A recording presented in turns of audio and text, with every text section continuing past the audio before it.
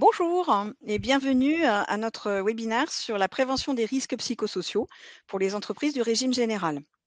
Donc, il va vous être présenté par Boris Matenet. Je le laisse te présenter.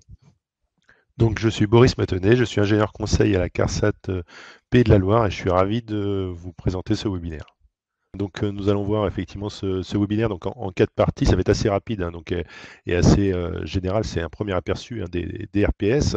Et en fin de webinaire, on verra comment aller plus loin, notamment en Pays de la Loire. Et je précise tout de suite, alors même si ce webinaire s'adresse d'abord aux entreprises des Pays de la Loire, que pour toutes les entreprises du régime général, il y a toujours une caisse, hein, donc soit CARSAT, soit CGSS, soit CRAMIF, qui pourra répondre à vos questions sur les sujets des RPS et de la prévention en général. Donc je vais démarrer tout de suite effectivement par les acteurs et le panorama des RPS rapidement. Donc la CARSAT, 3 missions, hein, bien sûr, et aujourd'hui, ce qui va nous intéresser, c'est la prévention des risques professionnels. Et effectivement, puisque nous sommes l'assureur des risques professionnels.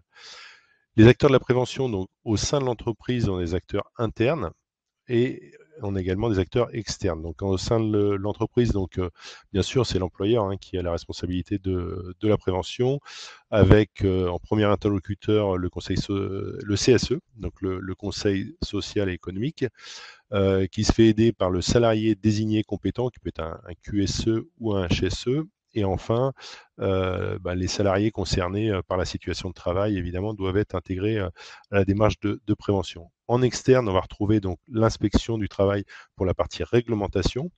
Donc la CARSAT Service Prévention à laquelle j'appartiens pour la partie assureur des risques professionnels. Hein. Donc nous, on a une vision qui est effectivement sur le risque.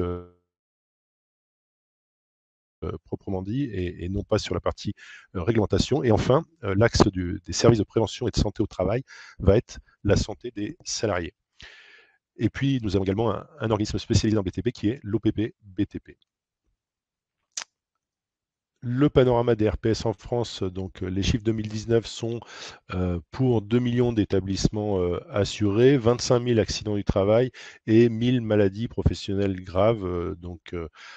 Tout ça sont des sinistres déclarés et reconnus donc par la CNAM, la Caisse nationale d'assurance maladie. Ce sont les chiffres 2019, puisque après, donc avec 2020 et 2021, les années étaient un peu perturbées par le Covid. Donc ce sont les derniers chiffres véritablement représentatifs. Et enfin, pour cette première partie de présentation, les RPS, donc qu'est-ce que c'est?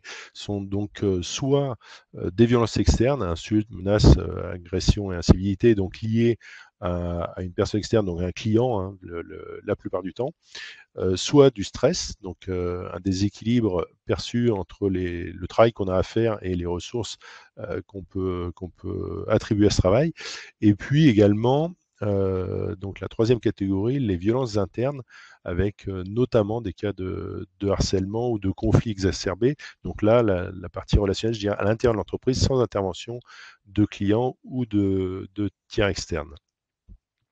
Et donc, pour ces effectivement RPS, nous allons voir quelques idées reçues et réalités sur les RPS proprement dit, et aussi les facteurs de risque pour avoir les idées effectivement très claires sur ce sujet avant d'aborder la partie prévention et méthodologie de prévention de façon générale, bien sûr, puisque pour entrer dans le détail dans les 45 minutes, ça ne sera pas suffisant, et donc c'est pour ça qu'il y aura des ressources en fin de webinaire.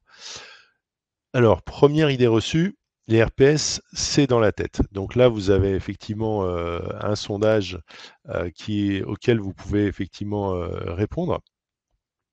Et donc, je vous invite à le faire pour effectivement voir si pour vous, les RPS, c'est uniquement dans la tête ou s'il y a d'autres phénomènes qui peuvent intervenir. Donc, est-ce que vous êtes d'accord avec cette affirmation? Les RPS, c'est uniquement dans la tête. Je vous laisse quelques secondes encore pour répondre. Alors, nous avons, je pense, une bonne proportion de gens qui connaissent déjà qui ont quelques notions, puisque je vois effectivement pas d'accord à 98% et d'accord à 2% sur 47 votes. Donc effectivement, la réponse c'est les RPS, c'est dans la tête et dans le corps. Et nous allons voir une vidéo tout de suite pour illustrer ce propos à propos du stress. Donc la vidéo. Prenons le cas d'une situation de stress ponctuel. Il nous arrive de transpirer, d'avoir le cœur qui bat. Que se passe-t-il exactement? Pour faire face à l'épreuve que nous percevons, notre corps sécrète des hormones. D'abord, des catécholamines. Elles apportent de l'oxygène au cerveau, au corps et aux muscles pour les mettre en action. Elles ont pour effet d'augmenter la fréquence cardiaque, la tension ou encore la température du corps. Puis, les glucocorticoïdes. On les appelle comme cela parce qu'elles apportent de l'énergie sous forme de sucre, du glucose, aux principaux organes. Quand il y a assez de ces hormones dans le corps, des récepteurs situés dans le cerveau ralentissent leur production. Cette réaction de l'organisme a permis de répondre à la situation stressante. Les symptômes disparaissent. Mais il arrive que la situation de stress dure ou s'intensifie. C'est ce que l'on appelle le stress chronique. Tous les jours, vous avez l'impression que ce que l'on vous demande de faire dépasse vos moyens. L'organisme fonctionne alors en sur-régime. Car pour résister dans la durée, le corps sécrète toujours plus d'hormones. Et les récepteurs qui devraient les réguler sont débordés. Le cœur, les articulations sont sollicitées en permanence, ils s'épuisent. En quelques jours, apparaissent des troubles du sommeil, de la concentration. En quelques mois, peuvent survenir des maux de dos, des maladies cardiovasculaires ou encore des dépressions.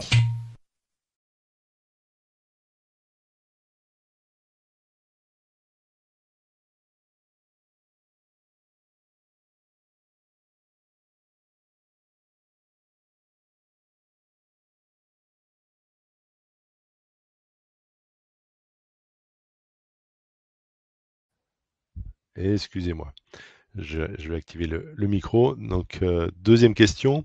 Les RPS, c'est un problème personnel qui ne regarde pas l'entreprise. Donc, effectivement, si la réponse, c'est bien sûr que les RPS concernent l'entreprise, et notamment parce que l'article qui est assez connu par un certain nombre d'entre vous concerne également la santé mentale des travailleurs, et notamment il y a aussi une petite phrase qui a été ajoutée ces dernières années. L'employeur veille à l'adaptation de ses mesures pour tenir compte du changement des circonstances et tendre à l'amélioration des situations existantes, notamment ça veut dire le document unique, hein, donc, et l'évaluation des RPS. Donc on va y revenir sur comment on évalue les RPS. Ensuite, une autre question, c'est effectivement les RPS, c'est uniquement lié à l'individu. Alors, est-ce que vous êtes d'accord ou pas d'accord? Donc là encore, quelques secondes pour répondre.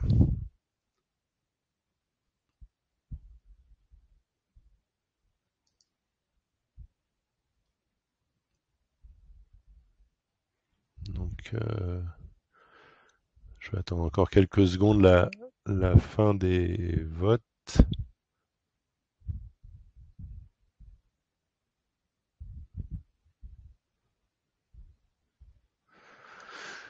Voilà, donc il y a moins de votants, il y a peut-être des personnes qui hésitent. Voilà, on va arriver à 44. Ah, je vais attendre encore un peu. Et donc, il y a sur 45 votants, bon, 93% effectivement qui ne sont pas d'accord avec cette affirmation. Alors, effectivement, hein, il y a quand même alors, une partie individuelle, hein, donc sur la partie RPS. Donc, les RPS sont à la fois multifactoriels, c'est-à-dire il y a l'organisation du travail qui va impacter ces RPS, mais il y a quand même une dimension individuelle qui existe. Donc, je dirais, c'est pas uniquement lié à l'individu, mais il y a quand même une partie. Bien sûr, l'entreprise va pouvoir agir sur l'organisation du travail et les facteurs de risque. Donc on va voir, il y a 6 grandes familles de facteurs de risque qui ont été établis notamment en 2011 et qui permettent d'évaluer les RPS et notamment qui font le lien avec les conséquences sur la santé. Donc la première famille, c'est l'intensité et le temps de travail. Qui va permettre effectivement notamment ce qu'on a vu sur le stress, qui va avoir un impact direct sur bien sûr l'intensité de travail, la durée du temps de travail, hein, bien sûr, au-delà de 45 heures, on sait qu'il y a un certain nombre de conséquences délétères, et puis également toute la partie instruction et organisation du travail. La deuxième famille sont les exigences émotionnelles. Donc, dès qu'il y a un public difficile, alors que ce soit un public exigeant, des clients qui effectivement mécontents, ou des patients qui souffrent, effectivement, on va avoir ce type d'exigences émotionnelles qui peuvent contribuer en tout cas à l'apparition de RPS. La troisième catégorie, donc ça va être le manque d'autonomie. Et notamment couplé à la première catégorie sur l'intensité du temps de travail, ça va avoir des effets effectivement importants. Et donc c'est souvent des situations qu'on peut observer, c'est-à-dire énormément de travail avec effectivement des tâches complexes à régler ou en tout cas de nombreuses tâches et un manque d'autonomie pour le faire, notamment ça peut être à travers des systèmes informatiques qui très contraignants. La quatrième catégorie sont les rapports sociaux au travail dégradés, donc là en interne, donc des relations difficiles avec les collègues, avec la hiérarchie également. Ça peut être entre des services dans l'entreprise, hein, ce qui arrive assez souvent classiquement entre commerce et production. Donc c'est ce type de choses effectivement contribue à l'apparition de RPS.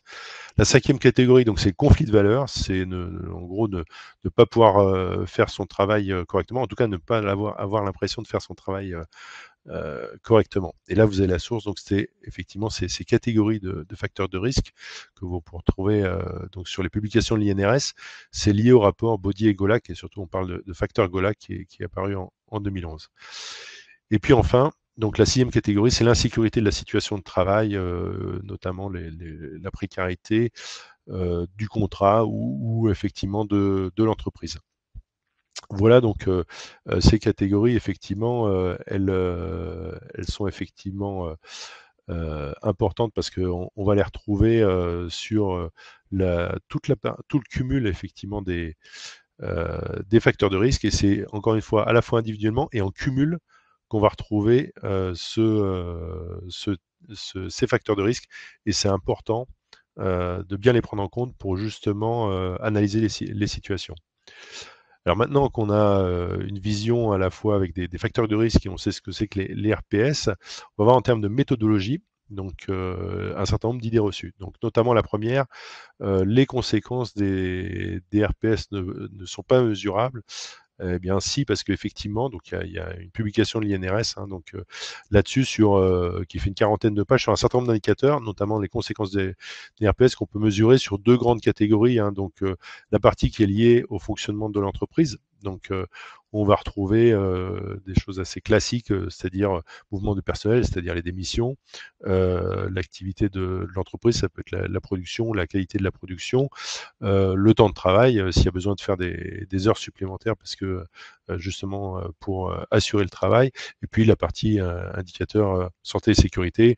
Donc ça peut être l'absentéisme maladie, ça peut être les accidents, les maladies professionnelles, des situations qui sont repérées par le service de prévention et de santé au travail qui sont effectivement ressorties. Donc il y a encore une fois énormément d'indicateurs, on n'a pas besoin d'en créer de nouveaux, qui permettent de voir les conséquences des RPS sur l'activité de l'entreprise et sur la santé et la sécurité des salariés. Donc c'est l'ED 6012 pour ceux qui veulent creuser ces questions-là. Alors, bien sûr, il ne faut pas rester au stade de l'indicateur hein, qui n'indique que des pistes, je dirais, d'évaluation, mais il faut aller plus loin. Donc c'est ce qu'on va justement voir. Et donc les RPS, parce que souvent ça peut être une difficulté, on ne sait pas les prioriser ni les évaluer ni les prioriser. Est-ce que vous êtes d'accord avec ça ou pas?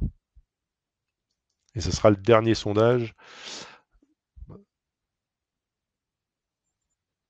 qui est peut-être un des sondages. Ah, là, effectivement, c'est un peu plus. Les réponses sont un peu plus équilibrées. Sur quarantaine de votes, on a 58-43. Donc, effectivement, hein, c'est une des difficultés des RPS. C'est probablement pour ça que le sujet est relativement récent et fait parfois un peu peur. C'est comment on s'y prend pour justement évaluer et prioriser ces RPS si jamais on peut s'y prendre.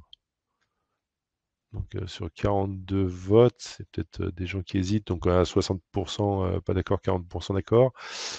Donc bien heureusement si, hein, on peut les évaluer, les prioriser, et c'est ce qu'on d'ailleurs on préconise hein, dans le réseau, parce que comme tout risque en termes de prévention, pour justement pouvoir partir d'une situation initiale, et puis également prioriser entre les postes de travail les endroits où les situations sont les plus dégradées, c'est important. C'est important de les évaluer. Donc vous avez deux outils qui sont présents à l'écran. Donc l'outil Faire le point. Alors même si vous démarrez, vous pouvez commencer par au moins outil Faire le point RPS INRS pour les moins de 50 salariés, parce que même pour les plus de 50, sur un atelier, sur un périmètre assez restreint, c'est pertinent et c'est plus simple. Après, vous avez l'outil d'évaluation RPS pour le DU, pour les structures plus importantes, bien sûr, qui va être beaucoup plus complet. Mais en tout cas, pour une première approche, le premier outil qui est uniquement en ligne, hein, outil Faire le point RPS INRS, est vraiment très utile.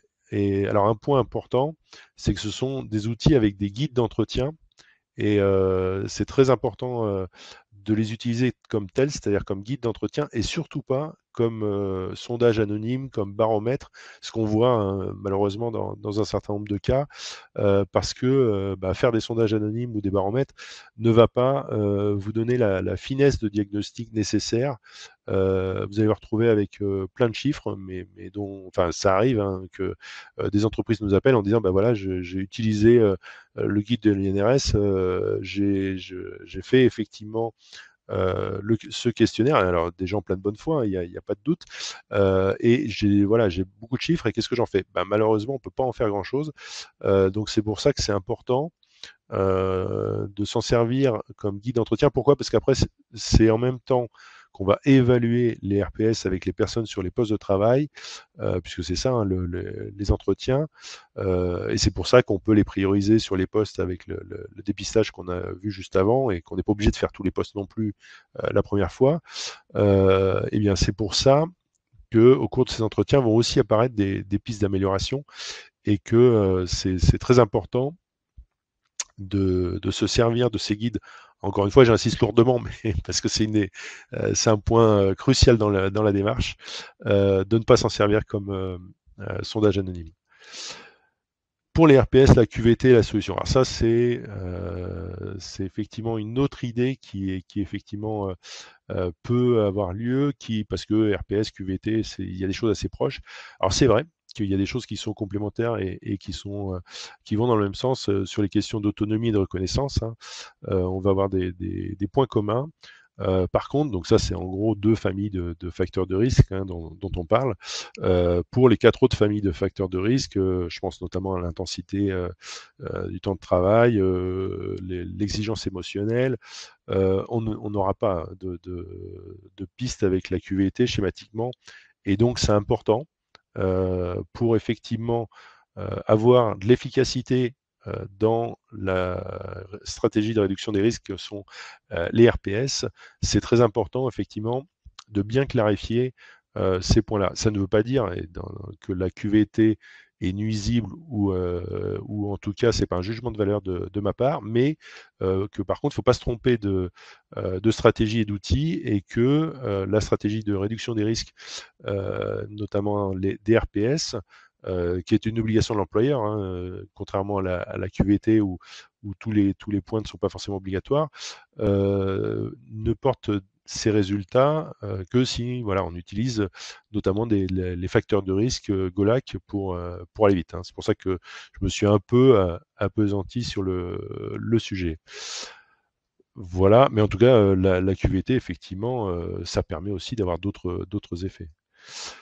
Les RPS, on ne peut pas agir. Alors, si, hein, c'est pour ça qu'on va voir là comment agir à 3 niveaux. un premier niveau donc qui va être au niveau individuel, c'est-à-dire pour les salariés, pour un collègue effectivement qui peut être en situation difficile.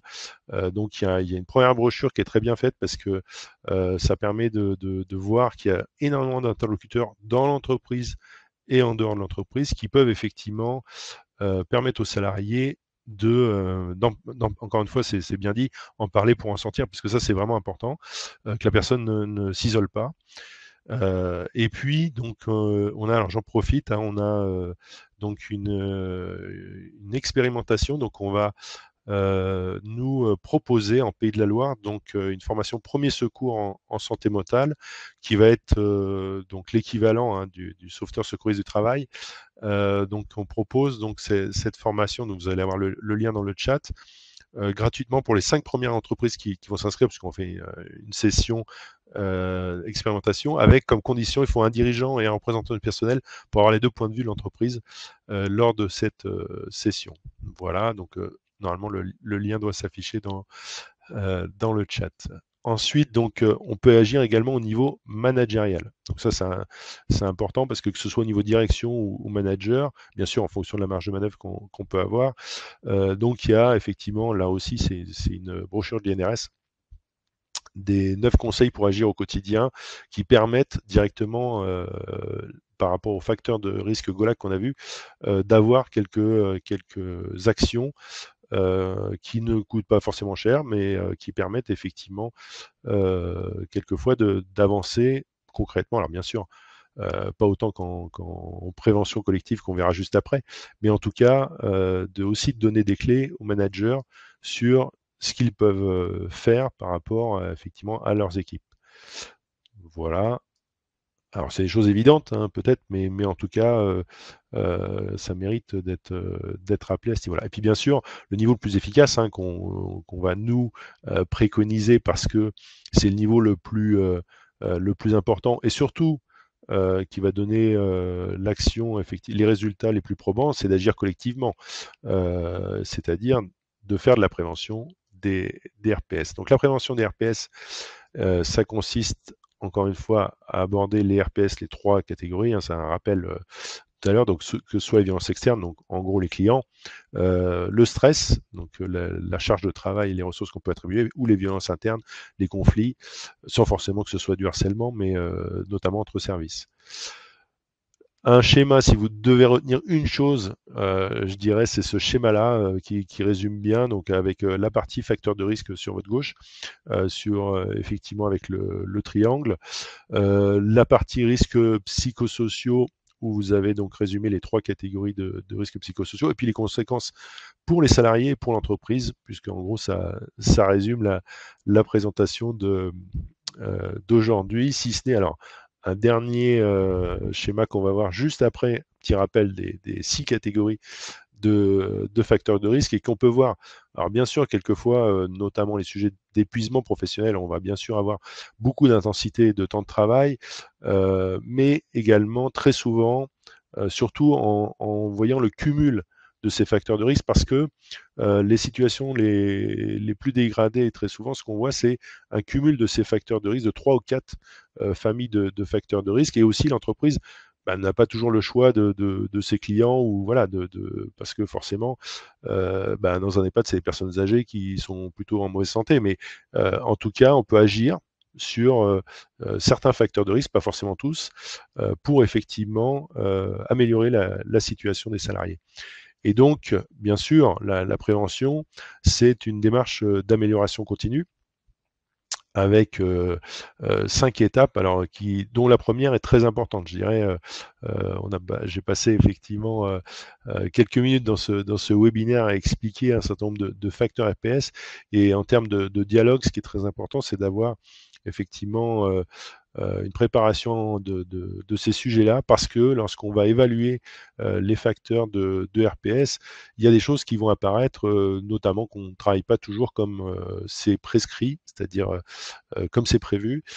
Et donc, c'est important notamment de protéger la parole des salariés qui vont s'exprimer, de telle façon à ce qu'ils puissent exprimer les anomalies, les aléas, tout ce qui se passe de façon pas forcément normal, et justement pour que ce soit exposé, parce que ça fait partie du travail et que ça fait partie aussi de l'organisation du travail de prévoir les aléas et de savoir comment les salariés peuvent y faire face. Donc la première partie est très importante. Et ensuite, on va effectivement évaluer les facteurs de RPS comme on l'a vu, hein. Donc ça, il y a beaucoup d'outils dans ce domaine-là, et surtout il y a 2 outils prépondérants de l'INRS pour ensuite, et ça c'est un point important de l'étape 2, parce qu'au moment de l'évaluation, on va faire apparaître les pistes d'amélioration et de plan d'action. Donc c'est pour ça que c'est important que ce soit des entretiens avec les personnes concernées sur les situations les plus à risque, parce que c'est là que vont apparaître les pistes d'action, et c'est là qu'on va pouvoir élaborer un plan d'action. Et ce que ne permet pas, encore une fois, un baromètre anonyme et à distance des salariés. Et donc l'étape 3, bien sûr, ça va être d'élaborer le plan d'action entre ce qui est souhaitable et puis ce qui est faisable, bien sûr, à l'instant T en fonction des contraintes de l'entreprise, parce que bien sûr, dans toutes les idées qui peuvent émerger, toutes ne sont pas réalisables à l'instant T. Et puis donc l'étape 4, bien sûr, c'est de mettre en œuvre le plan d'action. Et ça, c'est aussi un sujet important, c'est que à partir du moment où on se lance dans les RPS, il faut aller jusqu'aux actions, il faut qu'il y ait des conséquences concrètes, il faut que les gens qui sont dans les situations les plus difficiles voient des améliorations concrètes dans leur environnement de travail. Parce que les RPS ont la particularité, c'est que si on commence à en parler et à montrer à certaines personnes qu'elles sont dans des situations difficiles, ce qu'elles pouvaient pressentir, mais sans en avoir forcément un haut degré de conscience, s'il n'y a pas d'amélioration, ça sera encore pire, la situation sera pire, et on aura aggravé le risque, et c'est un des seuls risques qu'on peut aggraver, justement, si on en parle sans aller jusqu'aux actions. Donc c'est pour ça qu'une fois qu'on est entré dans cette roue d'amélioration, il faut au moins aller jusqu'à l'étape 4, qui est des actions concrètes sur effectivement sur les postes de travail des personnes les plus exposées. Et puis donc, l'étape 5, c'est de voir si ce qu'on a fait est efficace, parce qu'il y a des choses qui fonctionnent, d'autres moins, des choses qu'on ne pouvait pas faire et qu'on pourra peut-être faire dans le futur. Et puis voilà, de reprendre cette démarche d'amélioration continue, qui est bien sûr une démarche de prévention classique, qui s'applique aussi à la qualité ou à d'autres sujets. Voilà, j'ai effectivement fini ma présentation. On va voir s'il reste des questions qui effectivement... alors, je vois une question, effectivement. Qualité de vie au travail, donc on pourrait dire que c'est la cerise sur le gâteau suite à la lutte contre la RPS. Oui, on peut le dire effectivement. Comme ça, par exemple, un baby-foot n'est pas une solution à tous les soucis de RPS d'une entreprise. Non, ça c'est certain. Après, alors je ne sais pas si on peut réduire la QVT à ce baby-foot, mais en tout cas, l'important, à mon sens, hein, c'est de bien clarifier que quelquefois ce discours-là n'est pas toujours effectivement entendu, ou en tout cas très, très développé dans toutes les entreprises, c'est que la QVT effectivement ne va pas pouvoir répondre, même si le mot est plus attractif, aux questions de RPS, notamment parce qu'il y a des catégories de facteurs de risque qui ne sont pas abordées dans cette partie QVT. Voilà, effectivement, je crois qu'il n'y a plus de questions. En tout cas, mes collègues ont répondu à toutes les questions, et je les en remercie.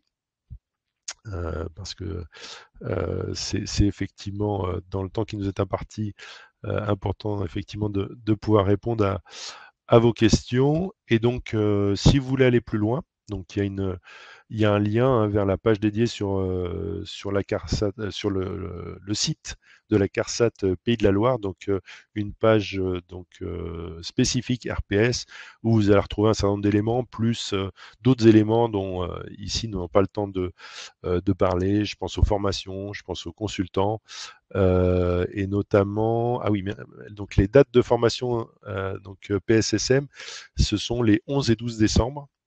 Effectivement, 11 et 12 décembre, et le lieu c'est Angers, et donc vous pouvez vous inscrire avec le lien. Normalement vous arrivez directement sur l'inscription, alors qu'il sera validé si effectivement on a un dirigeant, un représentant d'élu de l'entreprise. On valide des inscriptions par entreprise. Voilà.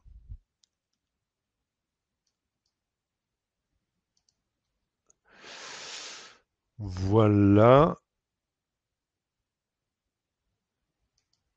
Donc, et donc vous avez également le QR code pour donner votre avis si effectivement ce webinaire a répondu à tout ou partie de vos questions, parce que votre avis nous intéresse pour améliorer nos prochains webinaires. Et en tout cas, pour ma part, j'espère qu'il a pu vous apporter un certain nombre d'éléments de compréhension, de conviction vers des entreprises. Et merci. Et donc, il vous sera utile pour la suite de votre vie professionnelle. Eh ben, merci beaucoup et je remercie aussi mes collègues Christelle, Vincent, Patricia, Benoît pour toute leur aide et je vous souhaite une bonne fin de journée et puis une bonne suite si vous continuez à avoir des webinaires.